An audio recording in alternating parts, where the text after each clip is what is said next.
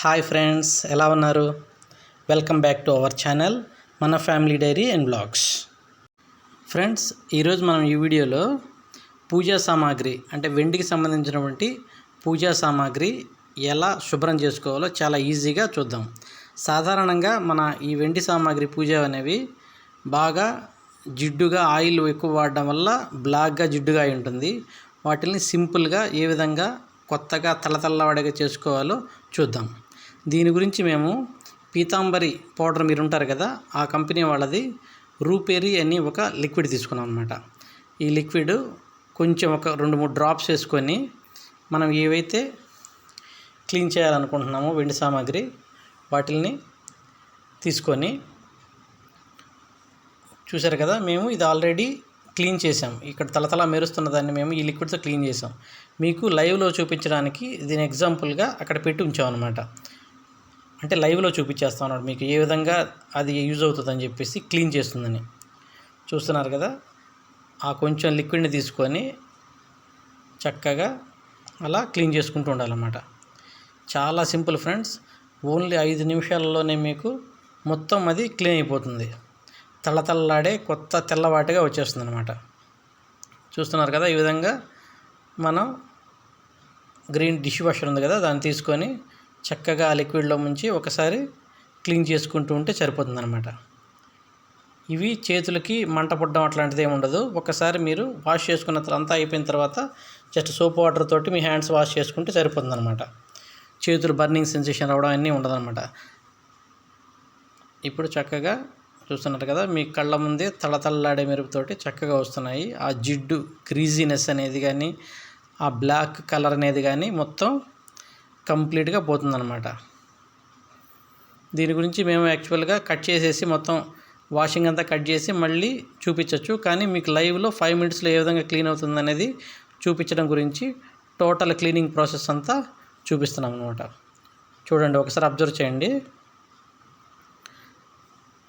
దీని గురించి మీరు ఎన్నెన్నో టిప్స్ చూస్తుంటారన్నమాట.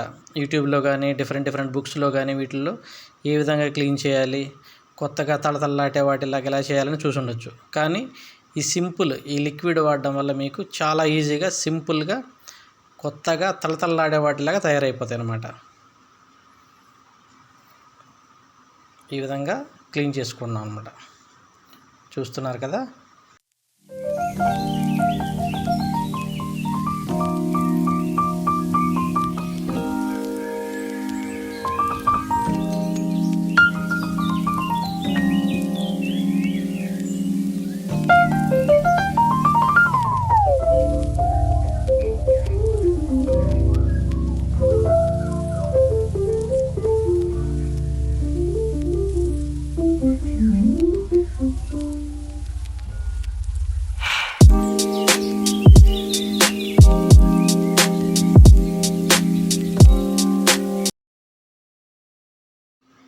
ఇప్పుడు ఒక్కసారి వాటర్లో బాగా నీట్గా డిప్ చేసి చూద్దాం.